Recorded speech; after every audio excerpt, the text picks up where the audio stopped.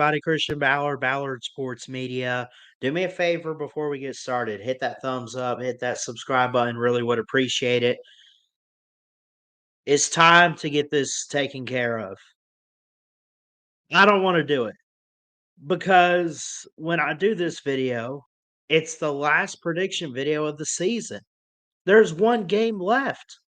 It is the national championship game with Michigan and Washington. Did you expect this matchup? Some people might say they did. I know in the preseason, my friend Mayhem Matthew was high on Washington to make the playoffs, to win the Pac 12 and everything, and somewhat get this far. I thought Georgia was going to make it, but I did not say they'd win it. I actually picked Michigan. Let's recap real quick the semifinals. In the Rose Bowl, Michigan had won 27-20 in OT, and then Washington won 37-31 in the Sugar Bowl over Texas. Pretty good semifinals. I think two of the best that we've ever had. This game takes place this Monday night on January 8th, 2024, a week into the year. 7:30 p.m. kickoff. I look at this game and I see two prolific offenses that are going head to head. I came up with three keys for how these teams win the game. And when you look at the quarterback matchup, it's J.J. McCarthy and it is Michael Penix. Michael Penix, let's start with him. 336 of 504, 4,648 yards, 35 touchdowns, 9 interceptions.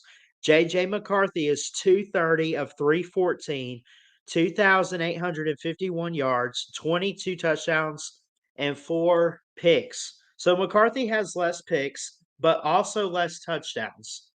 It's good to have less picks, but he doesn't have as many passing touchdowns. Both are kind of mobile. I would say, though, the reason J.J. McCarthy doesn't have as much as Michael Penix is Michael Penix does throw the ball more, and they really don't have. I'm not taking anything away from Dylan Johnson of Washington. I don't want to take anything away from him, but Michigan is run heavy with Blake Corum and company in the running back room compared to what Washington does, where Penix wants to drop it in uh, Odunze's hands all the time. And he's not even the only guy that they go to on the wide receiver room. Jeremy Bernard had a great game against Texas, Jalen McMillan, Jack Westover, the tight end. I could go down the list. You have 1,000 yard receivers. Rome Odunze and Jalen Polk. Right.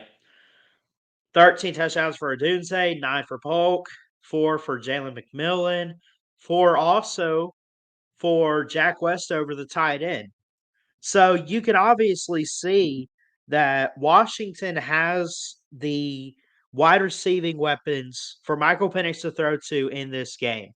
But turn to the other side of the ball when they're on the field, go to Mike Sanders still with 5 interceptions, a defensive back for Michigan. And also watch Makari Page, who has 38 tackles. Watch other guys up front on the defense. Junior Colson, who doesn't have a sack this year but leads in tackles. Michael Barrett has 3 sacks for Michigan. Chris Jenkins on the D-line has 2.5. Josiah Stewart off the edge, 5.5 sacks. Jalen Harrell, 6.5 sacks for 54 yards. I could go down the list. There's a lot of key guys that are going to do great in this game for the Michigan defense. I'm excited for it. Basically, the bottom line is this. I came up with 3 keys for each team. And again, I don't want to make this video too long. I want to knock this out of the park, but I also want to just make it short, simple, sweet, and to the point. I don't want to leave you guys hanging for 20 minutes. The spread is 4 points, 4.5 points, I'm sorry, in favor of Michigan. We can share screen here. what we have on this game is the FPI is out on the matchup predictor at 25.7 for Washington. When I say they love Michigan, I'm talking they love Michigan. They give them a 74.3% chance to win this game. A 74.3% chance to win this game. Let me put it like this so you guys can see me as well as the screen.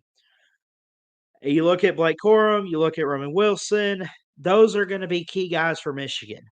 25.7% for Washington. This game taking place in Houston, Texas. It's a Northeast versus West Coast. No home field advantage. No background in Houston for either one of these teams. I don't know who's gonna travel the most to this game. You could have 50-50. It might not even be sold out from my understanding. I haven't looked to see if the tickets are sold out. I have no interest in going to the game, but we'll be live and we'll watch this game together on Monday night. I look at this game, I think shoot, could this be the highest scoring championship game in a while? It's a good possibility, but I'm gonna tell you why it's not too much of a shootout. I got some points on the board, don't worry, but it's not gonna be in the 50s or 60s. I don't think this is gonna be like 65-7 from Georgia TCU last year. I just don't see that. I don't see a blowout. I see a mini shootout, a small in the middle type of game. It's not gonna be too defensive because you got JJ McCarthy and Michael Penix, and they're going to throw the football to their receivers. And you're gonna have great running backs in Johnson and Corum that can run up the middle. You're gonna have great offensive line protection. They can run 20 to 30 yards downfield if they need to, pick up big plays. Maybe you see a field goal or two in there. Maybe you see some fourth down stops. You'll see some punts. You're probably gonna have it all. The spread is 4.5 in favor of the Wolverines. The other side of the coin for Michigan is this has been a season of so much turmoil. Harbaugh suspended at the start of the season, a little bit in between. There were all these speculation rumors of him going to the NFL. I mean, they've had that forever, but there's been just so much news, so much controversy. There's a lot of people and naysayers out there against Michigan because of all the sign stealing with Connor Stallions and everything. I'm here to tell you, I'm not one of the people against Michigan. I'm not for them. I'm not against them either. What happens, happens. It's in the past. For all we know, they haven't stolen signs of the Big Ten title or anything. Connor Stallions is gone. It's over and done with. Move on. The other side for Washington. No drama, but it's a great story with Michael Penix. I feel like that guy's been playing forever. I feel like I've heard that name since like 2016. Maybe he's only been around since just before COVID and everything in 2019, 2018. I mean, he's kind of been in that class with like Bo Nix, maybe the year before he came in. He's been around a while. And 9 times out of 10, if you ask him, I'm sure he's going to say, yeah, I'm done after this year. This is it. Especially if Washington wins this game. Here we go. Now for the big one. Do I have Michigan or Washington winning this football game? I look back at the Rose Bowl in overtime. I look back at the Sugar Bowl game, which I was off by only a touchdown, really, for Washington. 37-31 for Texas, or against Texas for Washington. 27-20 in OT against yours truly, my Alabama Crimson Tide. Michigan has shut out Iowa. They struggled against teams like Maryland. They handled Penn State pretty well. They struggled against Ohio State. I you know, I think they're gonna struggle in this game too.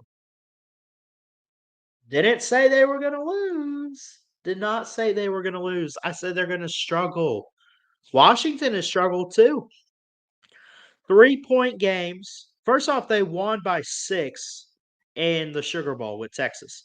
But before that, back up to the Pac-12 title game, they only won by a field goal and stopped Oregon. They beat the same team twice in the same year, which is hard to do. They beat Utah by 7. They only won 22-20 against Oregon State.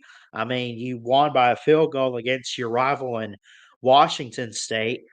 So I mean, Washington, they think back to last year's TCU. How many close games and comebacks did they have?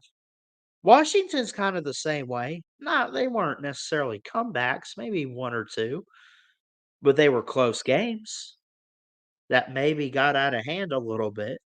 That's why I'm nervous about Washington, but I do think they can play competitive in this game for 60 minutes. Go ahead, cut to the chase, Ballard. Alright, I'll do it. I'm gonna take to win the 2023-2024 national championship, I'm taking the one and only Jim Harbaugh and Michigan. No more suspense. My team's not even in this one. This could be a great game, but I'm going to go Michigan 35, Washington 30 in a shootout, and could be a championship game for the ages. I really believe that. Think about this. Washington's looking for their first national title. This is what, the 90s? Michigan too. 1997 for Michigan, 1990 for Washington. You don't have to go too far back, but it's been nearly 3 decades for each team, you know? I mean, it's been 26 years for Michigan and then shoot, 32, 33 years for Washington. I know Clemson waited 35 once, and they did it with Deshaun Watson. They waited 35 years for a title. I think someone is going to break a drought. That's a given. You're gonna see that happen in this ball game. Someone's gonna win and get their first title, not necessarily in history, but for the first time in a minute. It's been a while. I congratulate both of these teams on terrific seasons. Do not forget we will be live for the game on Monday night here on Ballard Sports Media. I'm going to talk to some people, try to get them to come on and call the game with me. At least one guy in particular. I'm thinking we're going to do it with Mayhem Matthew. So keep an eye out for that. Got it scheduled. Looking forward to it. It's going to be a great game. You don't want to miss it, folks. 35-30, Michigan over Washington. Close game down to the wire. I say it happens with Michigan's defense, like against Alabama, coming up big in the very end of the game. And Jim Harbaugh wins the big one. For a while, he couldn't do it, and he had a lot of critics. I know it was Alabama saying, but is Michigan out to Link? Let all naysayers know. Apply that to your team today and see if you can win a championship. And by the way, I mentioned both teams undefeated. Someone's going to be 15-0. It's a game of the century type deal with 1 versus 2. It's going to be great. The if you're a betting person, I don't bet, but again, the spread according to ESPN bet is 4.5. Over under is 56.5. Michigan favored. It opened at 3.5. It went up, which means they're really liking Michigan. Not that they hate Washington, but they love Michigan this year. Anyway, I've said all I've needed to say about this matchup. We're excited to live stream it or react to it. We're not showing the game, but we will be live for it, reacting on Monday, calling the game, myself, and most likely Mayhem Matthew. I love you guys. Jesus loves you. Keep your head up. Please like, comment, and subscribe right here to Ballard Sports Media for more sports content. And until next time, folks, Ballard Sports Media checking out. I love you guys. Peace and God bless.